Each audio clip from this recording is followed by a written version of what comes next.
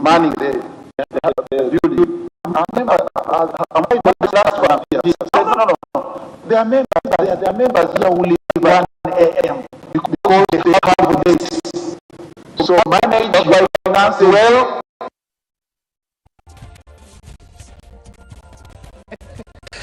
I think the English should also have been told where to put the colon. Hopefully you're not spraying it for yourself.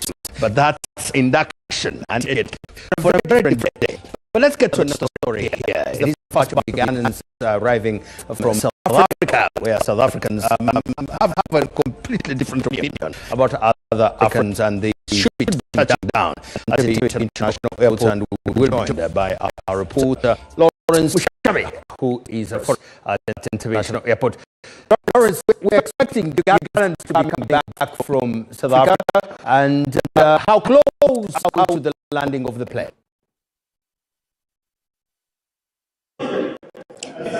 Thank you so much, Samson. Good evening, and everyone watching us. It is approximately at 11 when officials have told us that the Uganda being repatriated from South Africa are set to land at Entebbe International Airport, and we are coming to you live from. And a few minutes ago, we just interacted with some of the families that are yet to reunite and also see their loved ones shut down here. Also, sort of emotions are around. If my camera person can show Samson here, this is the space that the officials here at Civil Aviation Authority and the airport have organized, and the press is gazetted to make sure that they receive the Ugandans that are yet to be coming into the country. And of course, a few minutes ago, we also had to interact with some of the officials from the ministries, both the Ministry of Internal Affairs and also the Ministry of Works. And they told us that all the agencies and the other stakeholders are very ready to receive these people that are coming in from South Africa. If my camera person can also show you a little bit with the security here that is requesting us to step aside for clearance. This is the place that the officials have really set up to receive the other people that are coming in from South Africa.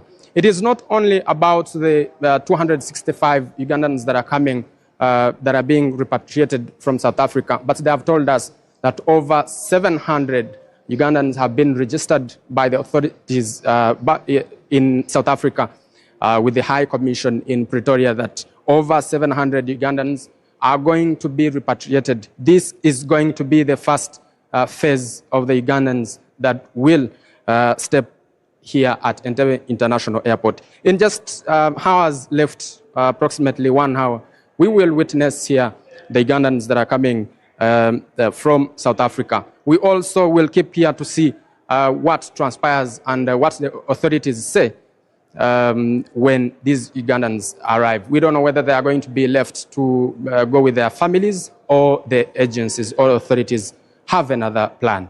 Let me come back to you at the Political Command Center.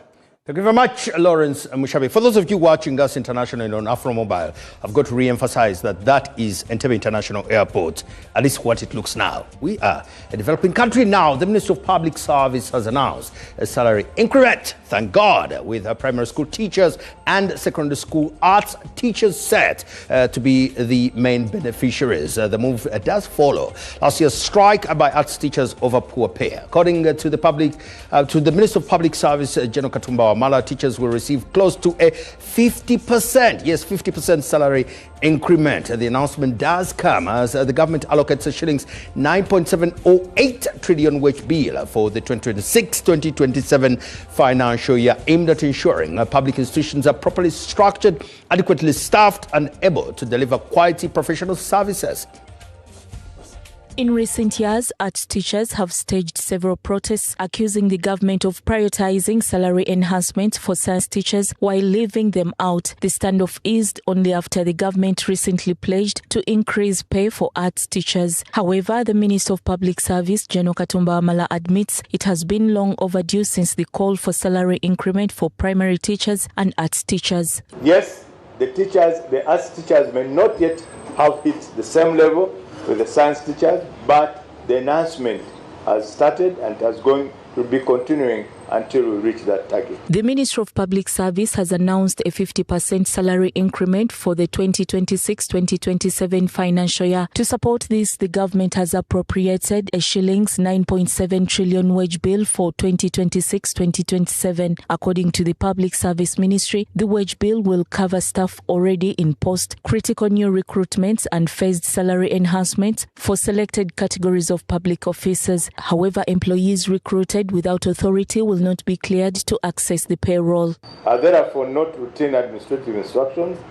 They are part of a wider reform agenda to strengthen discipline, improve service delivery, protect public resources, and support transformation of the public service. Under the new skills, a primary school teacher, grade 3, will now earn between 499,684 shillings and 700 shillings. A head teacher at primary level moves to between 777,512 shillings and 1,530,000 shillings. Graduate arts teachers will now take home between 745,000 shillings and 1,350,000 shillings, while head teachers of arts in secondary schools will earn between 2,270,000 shillings and 3,560,000 shillings. Appeal to the teachers and all those whose salaries have been enhanced that we should get into that culture of saving, but also financial discipline.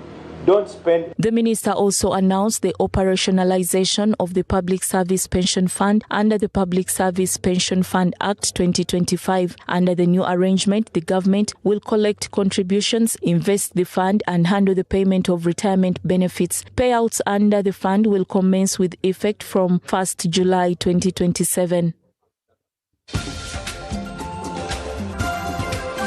More to come.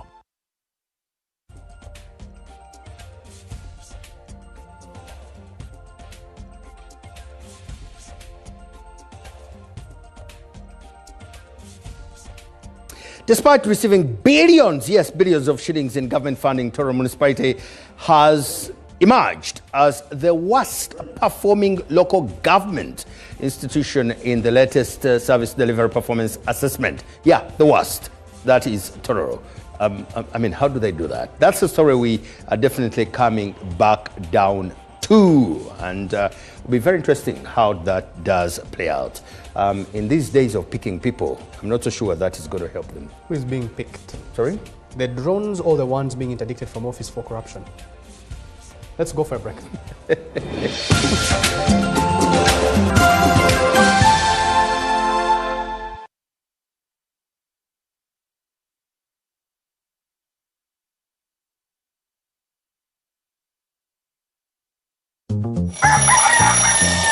MTN voice bundle. Yeah. Load. Hey. Hello, Mama. Hey, it is me, your son, Opio. Hey, now, Mama, listen to me. MTN has the offer. Yes, it has the offer. You load from 7 a.m. to 8 a.m. Now, they have free MTN to MTN minutes. And those minutes are there all day. So you load, you'll thank me later. Hey, Mama. Load an MTN voice bundle between 7 a.m. and 8 a.m. and get 3 free MTN to MTN minutes valid all day. Dial *100 *21# and get your free minutes bully daily. Free your fire with free minutes from MTN. Together, our connection is unstoppable. MTN.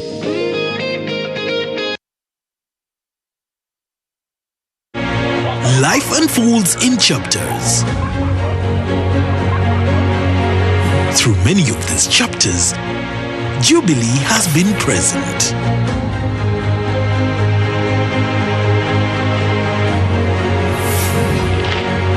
But life does not happen in separate chapters, and protection should not be separate either.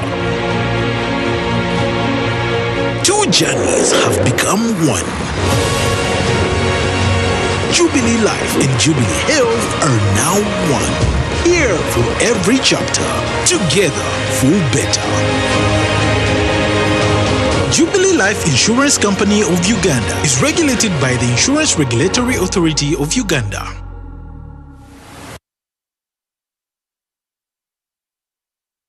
Uganda's economic future is being shaped now. Get the insights, connections, and policy perspectives you need to stay ahead. Join leading professionals, business leaders, and policymakers at the 14th CPA Economic Forum under the theme, Powering Uganda's $500 billion future. Join us from the 15th to the 17th of July, 2026 at the Imperial Resort Beach Hotel, Entebbe, or attend online. Register now at www.icpau.co.ug. The 14th CPA Economic Forum. Be a part of the conversation shaping Uganda's future. The problem is the foundation. Do you know the kind of cement I'm using in this foundation? I guarantee you even my grandchildren will come and find this house. You buy your buy today and get the job done. Strong, reliable, available at hardware shops countrywide. There is a new era of elegance and it begins at your event. At Peno Events, we have upgraded with fresh, modern, stylish event pieces designed to transform any space into a masterpiece. From luxury tents to elegant furniture to premium mobile washrooms, hand wash stations, lounge sets, parasols, wooden chairs, modern chair set, banquet setup. Peno Events. Safe, reliable, stylish. Book now.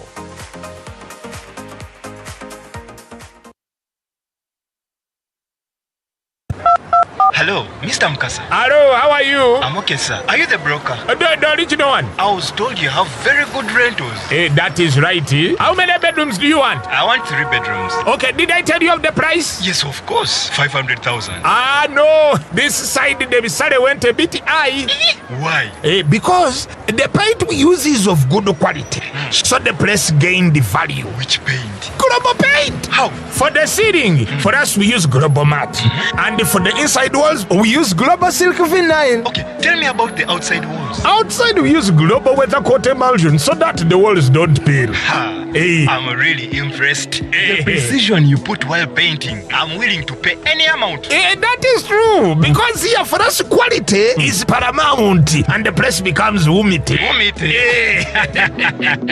Global Paint, a reliable product.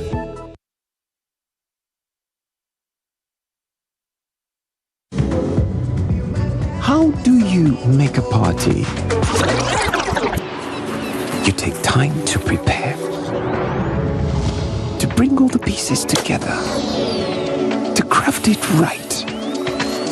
The result, great refreshment. And that makes it time well spent. Club, brewed longer for longer refreshment. Carrying cash can be stressful. The I&M Bank multi-currency prepaid card makes paying smart and simple. Load and spend confidently in 9 currencies: Ugandan shilling, Kenyan shilling, Tanzanian shilling, Rwandan franc, Indian rupees, United States dollar, British pound, euro, and South African rand. Enjoy safe, simple payments wherever you go. The I&M Bank multi-currency prepaid card is open to everyone, whether you have an I&M Bank account or not. Get yours today and pay confidently worldwide in 9 currencies. I&M Bank Uganda Limited is regulated by Bank of Uganda. Customer deposits are protected by the Deposit Protection Fund up to 10 million shillings. Terms and conditions apply. I&M Bank, on your side.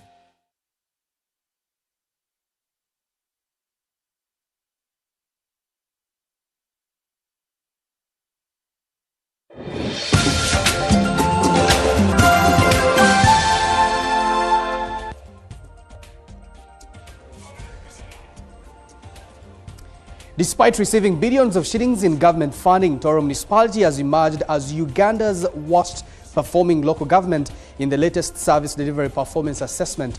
The dismissal ranking has sparked outrage and renewed scrutiny over accountability, stalled projects and leadership as officials now race to restore public confidence to reverse the municipality's declining fortunes. In the just concluded 2025-2026 financial year, Toro municipality, comprising of Eastern and Western divisions, was ranked the worst performing local government in the country According to the Local Government Management of Service Delivery Performance Assessment, out of 176 local governments assessed, the municipality finished last with a score of just 33.74%. The assessment evaluated performance in planning, financial management, service delivery and governance. The poor ranking has triggered concern among residents and leaders. While many describe the results as disappointing, others say they merely confirm years of weak leadership, poor accountability and misplaced development priorities. Every other political leader was first thinking to secure office again. Unfortunately, some of them didn't make it. They probably claimed that concentrating on the oversight role could make them lose probably voters in the field. The assessment also reveals that despite receiving billions of shillings in government funding, the municipality fell short in project supervision and monitoring, leading to delayed and stalled projects. An example of Atukuku City School should have been completed some time back. But David, that project is still on. That project is not yet complete. But we had leadership. When they are assessing us, they assess us on timelines. But because people were reluctant in doing whatever we're doing, we are not reporting on time. So these are things we are emphasizing. The report further cites repeated breaches of local government procedures. In one instance, the municipal conference hall was partitioned into office space without obtaining clearance from the responsible ministry, an irregularity that negatively affected the municipality's assessment score. The design of the building was a conference hall, but because of the number of staff we had, we decided to subdivide the conference hall into offices. A section of technical officers, however, blamed the poor performance on severe staffing shortages, arguing that the limited workforce has made effective supervision and monitoring of government projects difficult. So when there's low staffing, definitely one engineer cannot get all the requirements in place at the same time. With the 2026-2027 financial year now underway, both political and technical leaders say corrective measures have already been rolled out to improve accountability, strengthen project implementation and restore public confidence.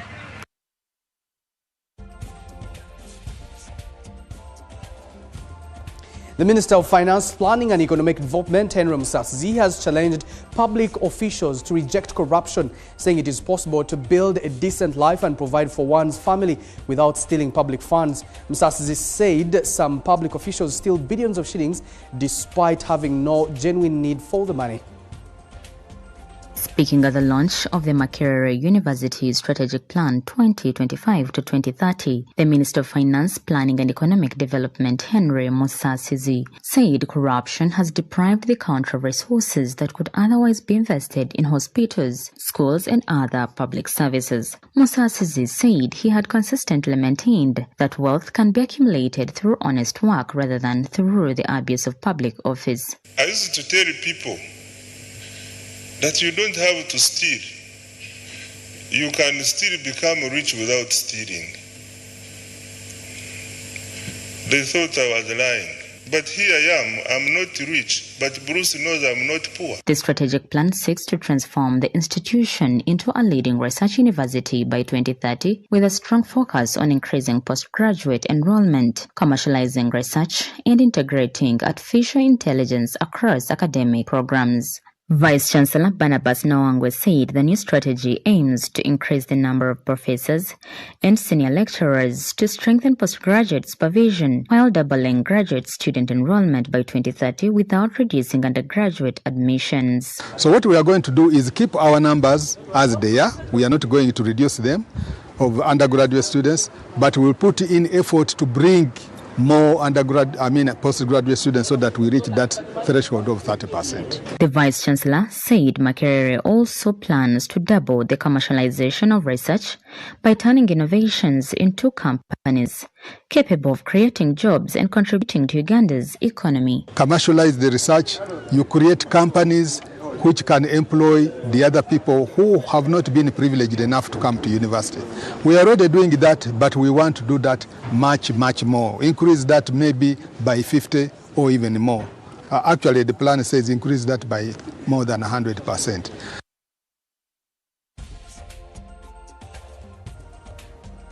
A new 3-year report by the African Network for the Prevention and Protection Against Child Abuse and Neglect shows that more than 6.2 million children in Uganda were trapped in child labor between 2023 and 2025. Most were found in working in coffee, sugarcane and other agricultural sectors.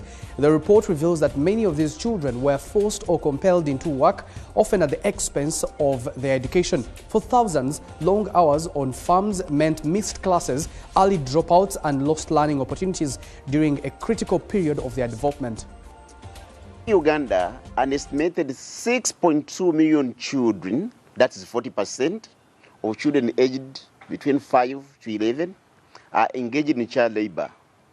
This includes over 50% working in hazardous conditions that threaten their health, safety, and education. Children, especially from impoverished rural areas, are vulnerable to human trafficking and forced into begging, street feeding, domestic work, and commercial sexual exploitation.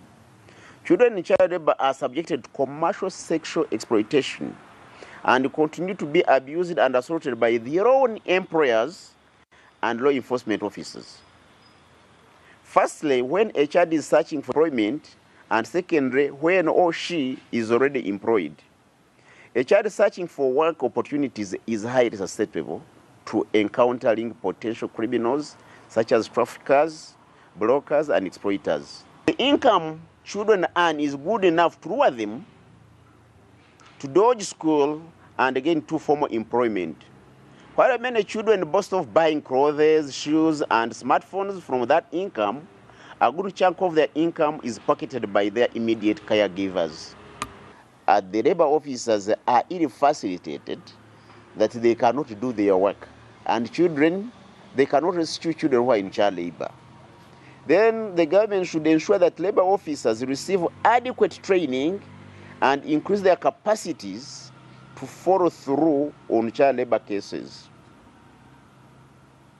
The government should ensure that the inspectorate is conducting inspections on private farms, homes, and informal sector, including routine and unannounced inspections, to advocate for the children's rights to education. Because when the child is not at school, they will not be a victim of child labor. But when the child steps out of school, then becomes automatically a victim of child labor. So we ask the civil society organization to advocate for the children's right to education, universal access to free, compulsory, quality, equitable, and inclusive education. Feedback brought to you by.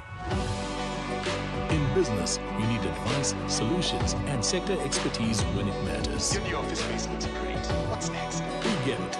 Absa Business Banking.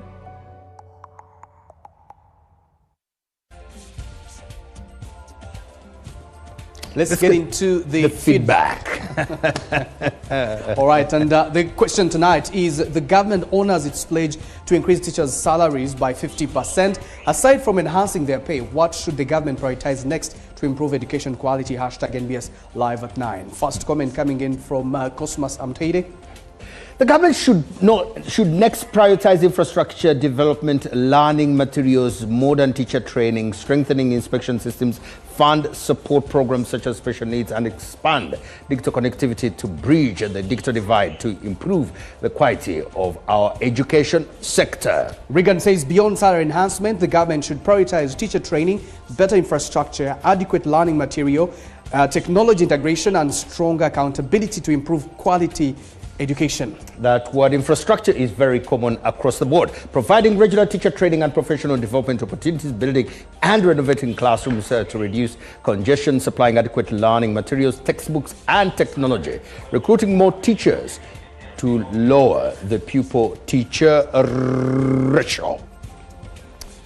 Well, talking about education, you know, growing up, they used to say material cannot be materials. Water cannot be waters.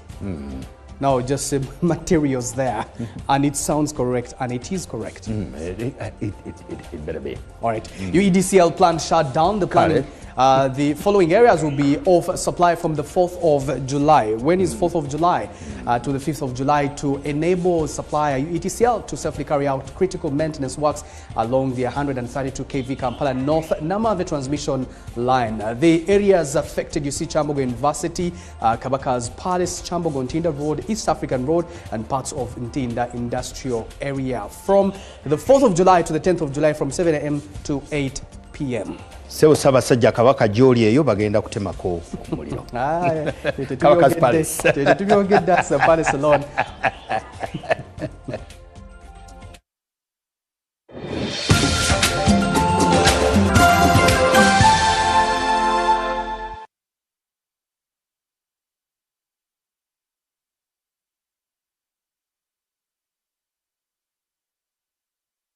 Why pay for someone else's repairs? Say goodbye to hidden costs and hello to peace of mind of a brand new start. Discover the Suzuki range of unmatched, fuel-efficient and reliable options. From the iconic Jimny to the new Across Hybrid. Find the perfect blend of style and world-class efficiency. Upgrade today and enjoy 1 year of free fuel and comprehensive insurance, plus 2 years of free service and a 3-year warranty. Trade in your current car or choose financing to start driving as you pay installments. Don't wait. Visit the Suzuki showroom today or call 0800 211 033 to get started.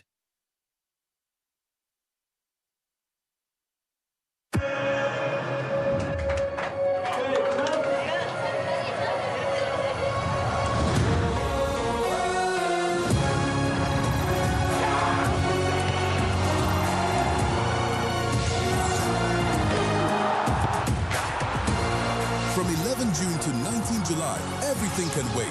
The FIFA World Cup 2026. Catch all 104 matches on 4 dedicated channels, live on SuperSport, only on DSTV.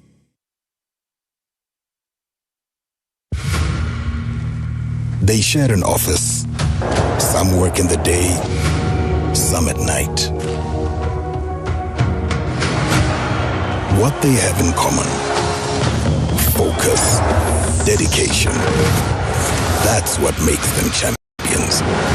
They also share something else: the reward of being one. The official beer of the FIFA World Cup 2026. Not for persons under the age of 18. Drink responsibly. Spice up your breakfast with Prestige margarine, easy to spread and fortified with vitamins A, D and E in the original and vanilla flavor, turning everyday moments into quiet indulgence. And now a delightful new experience unfolds. Introducing Prestige Fruity, a luscious fusion of creamy spread and strawberry flavor, bringing everything you love into one simple, delicious layer. No extra spreads, just pure fruity satisfaction in every bite. Prestige margarine, sprayed it, taste it, love it. Available in all shops and supermarkets nationwide. Distributed by Chapa General Enterprises, located at shop number 3, Rafik Building, Chikuwo, Kampala. Kabalega Petro-Based Industrial Park. Imagine your business at the heart of East Africa's next industrial revolution. Welcome to Kabalega Petro-Based Industrial Park, Uganda's eco-industrial hub spanning over 7,300 acres in Hoima, home to the Uganda Refinery, the East African Crude Oil Pipeline, and Kabalega International Airport. KIP places investors at the center of Uganda's energy transformation. KIP presents investment opportunities in petrochemicals, manufacturing, agro-processing, logistics, warehousing, real estate, commercial, hospitality, ICT, and industrial services at 8 a.m. Secure your place in Uganda's industrial future. Makaije, Karibu, Uganda welcomes you. Kabalega Petro-Based Industrial Park, a project by the Uganda National Oil Company, UNOC.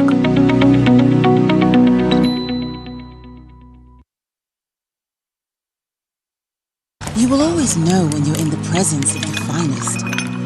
It's like time slows down, just enough for you to feel everything in full flavor. Just Malt Lager. Alcohol is not for certain persons under 18. Please drink responsibly.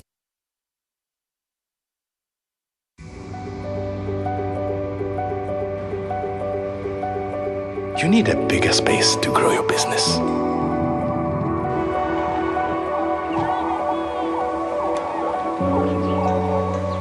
You need to be ready for any season.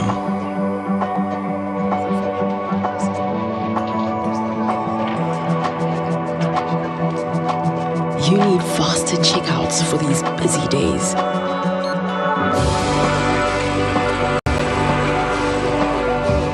You need more equipment to meet demand.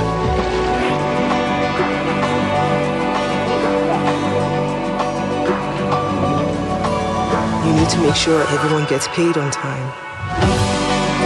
In business, you need advice, solutions, and sector expertise when it matters. Your new office space looks great. What's next? We get it. Absa Business Banking.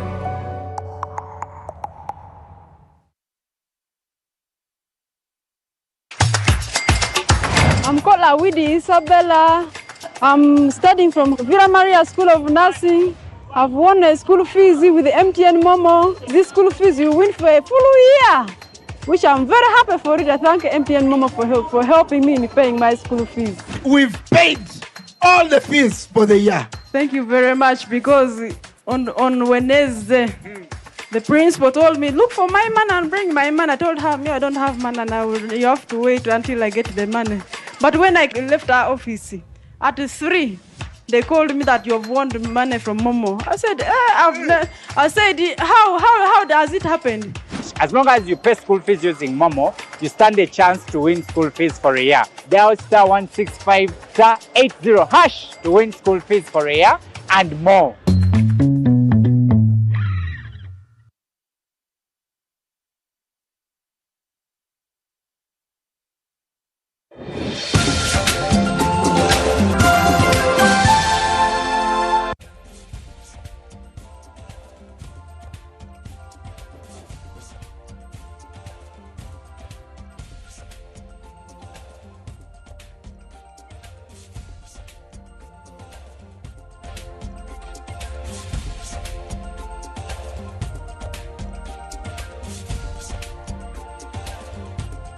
Five government grant-aided secondary schools in Ajumani district have received 260 bicycles to ease their daily struggle of getting to class. The schools serve both refugee and host community learners, and for many students, the journey to school has been a barrier in and of itself. Until now, hundreds of beneficiaries walked between 3 to 6 kilometers every day and everywhere, every school a day.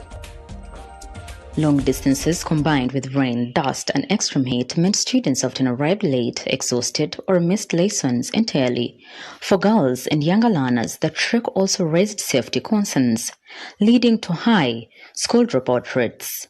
But in an effort to keep learners in school, the government, working with partners, donated 260 bicycles to students with an intention to cut travel time, reduce absenteeism and make education more accessible and sustainable for both refugee and host communities. Simon Peter Almai, one of the beneficiaries at JP Secondary School, said he frequently arrived late for classes after trekking long distances to school. While Sharon Ababiku, a senior 3 student from Jurumini village in JP sub-county, is yet another learner who was equally walking several kilometers every day, which negatively affected her studies. I've been facing the challenge whereby I reach school very late, and now I think those challenges is going to be not there because we have the bicycle. Surely I'm going to improve on my academic, because I'm going to use it for transport, for coming to school and also going back home. The head teacher of JP Secondary School, Jeremy Amizaru, says the bicycles will greatly improve their ability to travel to and from school, since not all students live close to the school. Students are supposed to commute from their homes. And when you look at the location of JP Secondary School, it is isolated. So the bicycles will go a long way to now transport the learners from their distant places. We have selected many learners from beyond 3 kilometers so that it helps them to come to the school here. Speaking during the handover of bicycles to students, the Institutional Development Officer at Enabel, Caroline Akulumenya, says an assessment conducted before the intervention identified transport as one of the major barriers to regular school attendance among learners in the targeted schools. As a neighbor, we saw that it is important to help you, to support you. We saw that one way of letting you improve on your academic performance is coming to school early so that you're able to concentrate. So then we came up with an innovation, which is a bicycle, to see that we bridge the distance between school and home for our students. The bicycles were provided through a partnership involving Cycling Out of Poverty Uganda, Enabel, the Ministry of Education, the Government of Belgium, and the European Union as part of the efforts to improve access to quality education for both refugee and host community learners in Adjumani. Business Pulse, brought to you by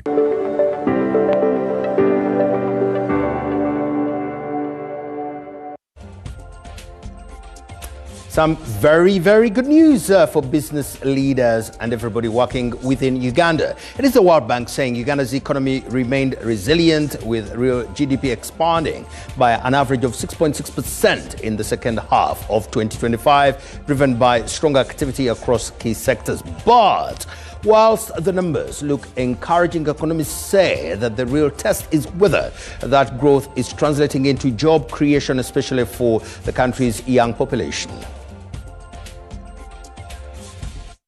The Kampala skyline is changing every day, with buildings shooting high into the skies, and so are the economic growth figures.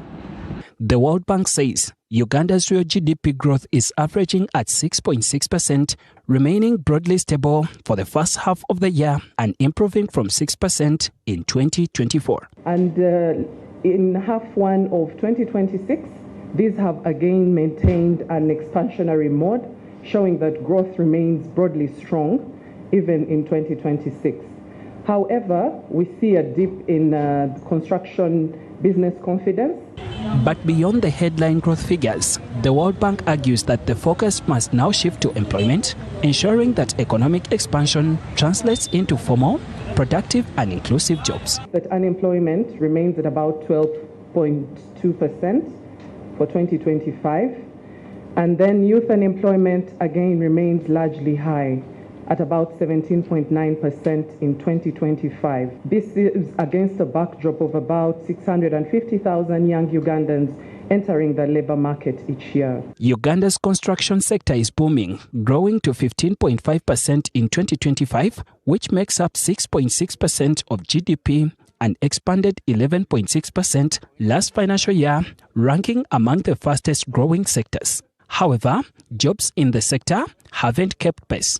Employment is up 8.3% annually, but the sector is still only 2.3% of the total employment. The industry is largely informal and small scale. 88% of firms have fewer than 20 workers, and over 90% of workers are informal, even though each construction job is estimated to support 0.4 to 1.1 other jobs in transport, housing, and materials. Key institutional reform, including enacting the USISO, strengthening the land governance, and improve urban planning and streamline permitting, it can increase to 30 to 50% of the baseline job. The banking sector, however, says unlocking full potential of the construction sector will require addressing financial constraints that continue to limit investment and expansion. The Ugandan Ministry of Finance says that the Ugandan economy will grow even faster to 10.2% this fiscal year. Government also expects the fiscal deficit to narrow from 7% to 4.7% of GDP, while domestic revenue collection is targeted to increase from 14.9% to 15.9% of GDP. Oil revenues, we can only put 0.8% of last year's budget equivalent amount into the budget, and the rest of the oil revenues are going to go into the oil revenue investment reserve. Contain supplementary spending, and lastly, reduce reliance, as I said earlier, on costly domestic borrowing.